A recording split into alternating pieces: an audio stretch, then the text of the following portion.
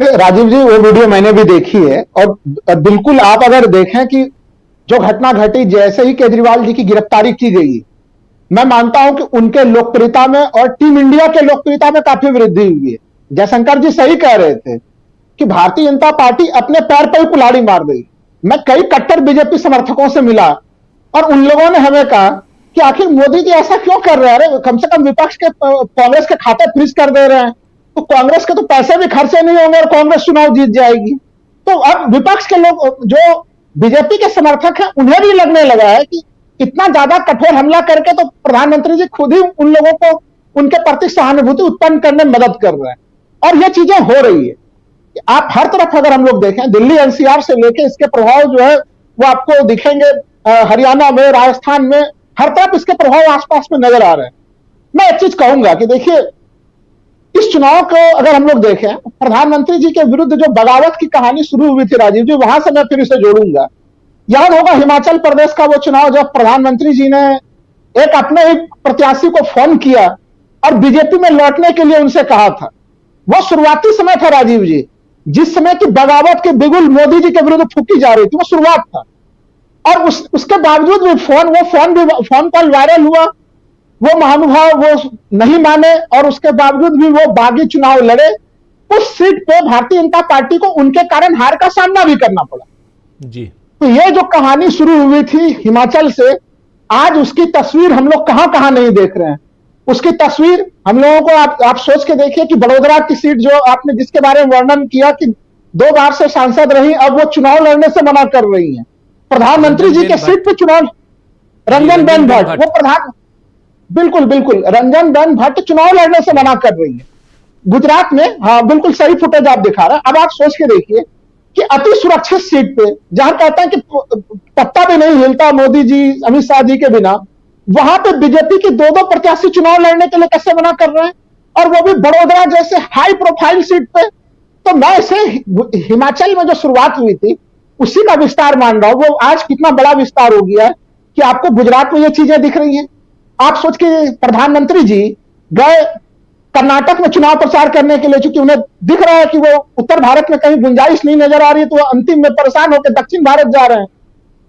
शिवमोगा जाते हैं, प्रधानमंत्री जी ईश्वरप्पा को बुलाने के लिए भरपूर प्रयास होते हैं कि वो वहां तो आए प्रधानमंत्री जी के रैली में, नहीं आते हैं वो, और निर्दलीय लड़ने की खुल के जो बात कर देता है ईश्वरप्पा। आप सोच के देखिए कि वहां पे बिगुल बज रहे हैं। वो तो केवल एक नहीं है, सदानंद गौड़ा है, तमाम कर्नाटक बीजेपी में भरे पड़े बगावती सुर इतने ज्यादा है कि वो घटने के नाम नहीं ले रहे। वहां पे तो राजीव जी इतनी इंटरेस्टिंग स्थिति है कर्नाटक की कि जो कर्नाटक बीजेपी के प्रदेश अध्यक्ष दिल्ली आए हुए थे और यहां पे उन्होंने जो केंद्रीय चुनाव समिति के अंतर्गत और बाकी जो प्रधानमंत्री मोदी जी, अमित शाह और जेपी नड्डा से जो गोपनीय बातचीत की कर्नाटक के चंद और वरिष्ठ नेताओं के साथ, वो गोपनीय बातचीत फिर कर्नाटक में जाके खुल गई। सोचिए कि बीजेपी के भीतर से एक समय में यह स्थिति होती थी कि वहां से कोई गोपनीय सूचना बाहर नहीं आती थी, और वहां पे कर्नाटक बीजेपी के अध्यक्ष ने जिन जिन कैंडिडेट्स की शिकायत की थी प्रधानमंत्री जी के सामने में, उन सारे कैंडिडेट्स को पता चल गया कि उनकी क्या क्या शिकायत दिल्ली में लगाई गई थी। और जिस बगावत को और खत्म करने के प्रयास हो रहे थे, वो बगावत के सुर और ज्यादा बढ़ गए। अब मैं आ जाता हूं, आपको देखिए गुजरात की चर्चा कर ली, 6 पड़ोसी राज्य राजस्थान में आ जाइए। अब तक हम लोग सुनते थे कि जो पार्टी के भीतर जो लोग बगावत करते हैं वो दिन के उजियारे में चुनाव प्रचार करते हैं और रात के अंधेरे में जो है कि वो उल्टा चुनाव प्रचार करते हैं। यह स्थिति हम लोग पत्रकारिता में लंबे समय तक देखते रहे। लेकिन इस समय हम लोग देख रहे हैं राजस्थान का एक शहर है आपका जोधपुर में खुलेआम जो है कि वहां पे शेरगढ़ के विधायक हैं राठौर जी, बाबूलाल राठौर नाम है उनका। वो एक तरह से खुलेआम गजेंद्र सिंह शेखावत का विरोध कर रहे हैं। वसुंधरा राजे नके वो पर्दे के पीछे से विरोध कर रही है और वो राठौर जी खुलेआम कर रहे हैं, पोस्टरबाजी चल रही है जोधपुर शहर में। आप वो एक तरह से कांग्रेस प्रत्याशी के समर्थन में प्रचार कर रहे हैं। कभी हम लोगों ने सोची थी गजेंद्र सिंह शेखावत कितने प्यारे हैं मोदी जी के, अमित शाह जी के, पूरे 10 साल में वो हम लोगों को दिखा है। राज्यवर्धन सिंह राठौर जब सड़क पर चलते हैं तो उनको बीजेपी के कार्यकर्ता काले झंडे दिखाते हैं, महिलाएं घेर लेती हैं उनको। ये सब तो स्थितियां हैं राजस्थान की कहानी, जहां पे कि 100% जो है कि इनका स्ट्राइक रेट रहा है भारतीय जनता पार्टी का। क्या इन स्थितियों में हम लोग उनके 100% स्ट्राइक रेट की बात कर सकते हैं? अब आ जाइए हम लोग उत्तर प्रदेश, जो आपने लिखा है हेडिंग की बगावत के सुर, वो हर तरफ वो बगावती सुर दिखते हैं। सलेमपुर में जब वीरेंद्र कुशवाहा को टिकट दिया गया, काफी वहां के अलोकप्रिय कैंडिडेट, बीजेपी के कैंडिडेट वहां पर सड़क पे आके विरोध कर रहे थे। घोसी में जो बीजेपी के कार्यकर्ता है, वो लोग अभी वहां पे जो है कि समाजवादी पार्टी के प्रत्याशी के लिए कैंपेन कर रहे हैं। अलग अलग हिस्से में जो बीजेपी अपना ऑफिस खोल रही है, केंद्रीय ऑफिस चुनाव प्रचार के लिए, वो ऑफिस कोई फंड के कमी के कारण बंद नहीं हो रहा है राजीव जी कांग्रेस की तरह। वो ऑफिस बंद हो रहा है कार्यकर्ताओं के विरोध के बिगुल फूकने के कारण। सीतापुर में विरोध के बिगुल फूके हैं वहां पे अपने ही प्रत्याशी के विरोध। ये स्थितियां बनी है उत्तर प्रदेश में। और बिहार बीजेपी में जो घटनाक्रम हो रहा है, वो तो हम लोग अभी चर्चा करेंगे, तो आपका कार्यक्रम ही जो छोटा पड़ जाएगा। अलग अलग बुलबुला बना के बिल्कुल करेंगे राहुल लाल जी, बिल्कुल करेंगे। अलग अलग राज्यों की चर्चा हम करेंगे और कहां कितने, क्योंकि ये तो एक छोटी सी वानगी है। जी राहुल लाल जी, जी मैं यही कह रहा हूं कि आप सोच के देखिए, झारखंड में बगावत के बिगुल किस तरह से फूके गए वहां पे।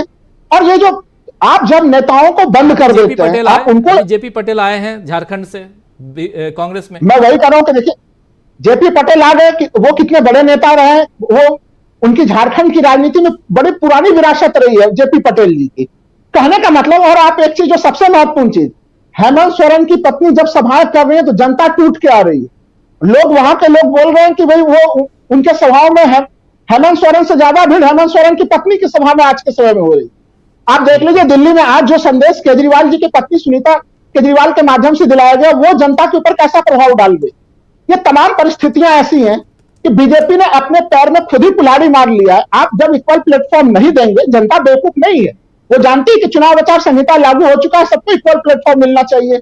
लेकिन आपकी ईडी, सीबीआई, इनकम टैक्स, ये तमाम संस्थाएं अभी सक्रिय हो रही है। इस स्थिति में मैं इस बात से सहमत हूं कि यह चुनाव अब विपक्ष नहीं लड़ रहा, विपक्ष के साथ जनता खुद ही कदम ताल कर रही है। और दिल्ली के जिस वायरल वीडियो के बारे में आपने बोला, वो उसी की वानगी है राजीव जी, कि जब पुलिस के कर्मचारी चले जाते हैं, सुरक्षा कर्मी चले जाते हैं, फिर से वो जिंदाबाद के नारे लगाते हैं। बिल्कुल बिल्कुल।